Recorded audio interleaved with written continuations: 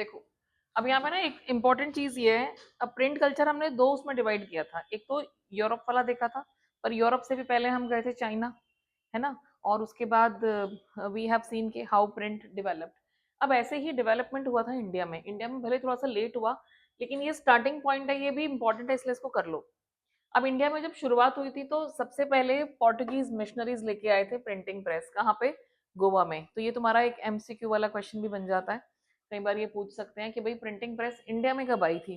तो सबसे पहले, अब तुम्हें पता है गोवा में पोर्टुगीज मेनली कल्चर है, पढ़ा है ना इंग्लिश वाली बुक में भी। तो जो पोर्टुगीज पीपल हैं, दिस मिशनरीज, मिशनरीज कौन होते थे? जो क्रिश्चियनिटी को प्रोपेगेट करते हैं, जो क्रिश्चियनिटी को आगे बढ़ाते हैं, उन्हें मिशनरीज कहते हैं। तो ये जो पोर्टुगीज मिशनरीज हैं, ये लेके आए थे printing press in India, Goa में। कब लाए थे? Mid 16 century. अब ये 16 सेंचुरी में कंफ्यूज मत होना, मिड 16 सेंचुरी का मतलब क्या है? ये वाला टाइम, समझ गए? इसको मिड 16 सेंचुरी कहेंगे हम। इसका मतलब 15 सदियां बीत चुकी हैं और 16वीं सदी शुरू हो गई, वो भी मिडिल पार्ट। तो यहाँ से जो टाइम है ये शुरू हुआ था। So this is what happened. अब इसमें, हाँ ओके अब वो आपकी वो है कैसे समझना है। अब एक और इसमें एक इंपॉर्टेंट चीज है कि जेम्स ऑगस्टस ही, अभी मैं तुम्हें डेट्स में ज्यादा उलझा नहीं रही हूँ, बस मेन याद रख लो, मिड 16 सेंचुरी में आया था। ठीक है। तो 1550 के बाद से इंडिया में भी ये सब प्रिंट कल्चर आना शुरू हो गया। प्रिंटिंग प्रेस आएगी तो फिर बुक्स भी होंगी। और सबसे पहले जो बुक्स प्रिंट हुई थी वो कोंकणी और कन्नड़ में हुई थी। गोवा में कोंकणी लैंग्वेज चलती है। ठीक है, एक मिनट, कोंकणी और कन्नड़, तो ये लैंग्वेज में सबसे पहले प्रिंट हुआ था। ठीक है, उसके बाद तो फिर हमने we did not look back, बहुत सारी चीजें आती गई। अब ये एक इंपॉर्टेंट है कि जेम्स ऑगस्टस हिकी, ये कौन था? He was the editor of Bengal gazette. तो बंगाल गैजेट को ये एडिट करता था 1718। ये कौन सी सेंचुरी कहलाएगी? 18 सेंचुरी बेटा। We are talking about now 18 century. तो जैसे जैसे आगे हम बढ़ते गए, 18 सेंचुरी में ये वीकली मैगजीन आती थी, हफ्ते में एक ही बार आती थी ये मैगजीन। ये, इस मैगजीन का दावा था कि हम बहुत ही प्राउड फील करते हैं कि it's a commercial paper, open to all, influenced by none. कि भाई हम लोग बिल्कुल भी कॉलोनियल गवर्नमेंट से, जो ब्रिटिश गवर्नमेंट है, उससे इन्फ्लुएंस्ड नहीं है। तो इनका कहना ये था कि हम बिल्कुल ओरिजिनल जो कंटेंट है वो आपको देते हैं।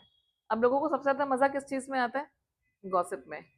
और वो भी अगर किसी की बुराई हो रही हो, और स्पेशली गवर्नमेंट की बुराई हो रही हो, गवर्नमेंट के आपको नेगेटिव पॉइंट्स पता चल रहे हो, तो एक तो सनसनी हो गई, सेंसेशनल न्यूज है ना। और उसके अलावा फायदा क्या था? कि आपको अवेयर किया जा रहा था अबाउट द रियलिटी।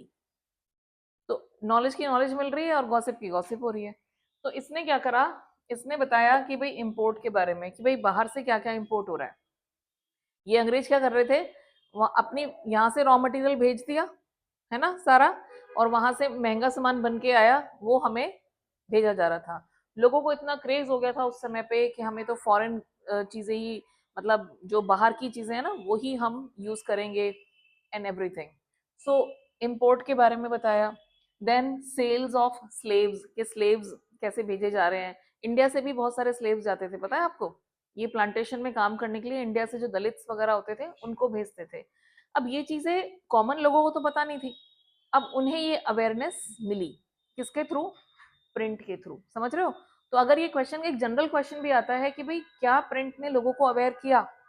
नेशनलिज्म की फीलिंग तुम्हें लगता है कि एक ही दिन में एक चिंगारी तिल्ली लगाई और लोग पागल हो गए, सड़कों पे आ गए? It was actually done through this kind of print. लोगों को अवेयर किया गया, है ना। एक दिन में नहीं होती ये चीजें कि भाई ये तो हमें लूट रहे हैं, है ना, हमें माल बाहर से लाके हमें ही बेच रहे हैं, है ना। और जो पैसा इकट्ठा होता है वो सारा हमसे लेके फिर सारा वहां पे भेज देते हैं। तो सारी डेवलपमेंट किसकी हो रही थी? ब्रिटिशर्स की। अब ये अकल किसने दी हमें? प्रिंट ने, है ना। जब आपने पढ़ना शुरू करा, जब आपको पता चली ये सारी चीजें, तो James Augustus Hicky played a very important role. अच्छा, इसकी वजह से क्या हुआ कि जो और इंडियन इंडियंस थे, उन्होंने भी अपने न्यूज़पेपर्स निकाल दिए, है ना। तो इसमें बंगाल गैजेट में ही ये तो एडिटर था ना जेम्स ऑगस्टस। एडिटर समझते हो ना, लेटर टू द एडिटर जो लिखते हो तुम। एडिटर कौन होता है? मालिक नहीं होता वो, उसका काम होता है सिर्फ जो पहले एक प्रूफ रीडिंग करता है वो कि कोई गलती तो नहीं है उस तरह से। ठीक है, तो इसमें बंगाल गैजेट में ही गंगाधर भट्टाचार्य का नाम भी आता है। ही वॉज द वन, ये इंडियन था, इसने भी उसमें अपनी आर्टिकल्स पब्लिश करे। अब ये भी अंग्रेजों की तारीफ तो करेगा नहीं, इसने भी उनके जो उनको भी क्रिटिसाइज करा। इवन जो ब्रिटिश ऑफिशियल्स थे ना कंपनी के, कंपनी कौन सी कंपनी थी? East India company. तो ईस्ट इंडिया कंपनी में क्या चल रहा है, ब्रिटिशर्स किस तरह से हमें लूट रहे हैं, ये सारी गॉसिप्स उसके अंदर। ये तो हिकी ने करी थी, हिकी ने आइडिया दे दिया इनको कि भाई गंगाधर भट्टाचार्य एक ही नाम है, हाँ, a single name, got it. तो और ये जो भट्टाचार्य था, he was close to Raja Ram Mohan Roy. तो अब तुम्हें पता है कि we are known by the company we keep. आप जैसी कंपनी में रहते हो फिर वैसे ही। और राजा राम मोहन रॉय क्या थे? He was a social reformer. तो गंगाधर भट्टाचार्य भी क्या करेंगे? वो भी सोशल रिफॉर्म ही लेके आएंगे। तो print became an important point, समझ रहे हो? तो हमारी जो शुरुआत हुई है, अब हम जो टॉपिक हमने शुरू किया है, यहीं से ही आपको समझ आ गया होगा कि किस तरह से हमने थ्रू न्यूज़पेपर, थ्रू मैगजीन्स, है ना, कैसे लोगों को अवेयर किया एंड एनलाइटेंड देम। देख रहे हो, सेम चीज हो रही है ना जो यूरोप में हुई थी। वहां पे भी एनलाइटनमेंट आया था। मर्सियर ने क्या कहा था? ये तो कहा था सेबेस्टियन मर्सियर, है ना, कि भाई जो टायरेंट्स है, now you have to beware, you have to tremble. And the same thing happened here, है ना। हमारे लिए टायरेंट्स कौन थे यहाँ पे जो जुल्म कर रहे थे? Britishers, got it.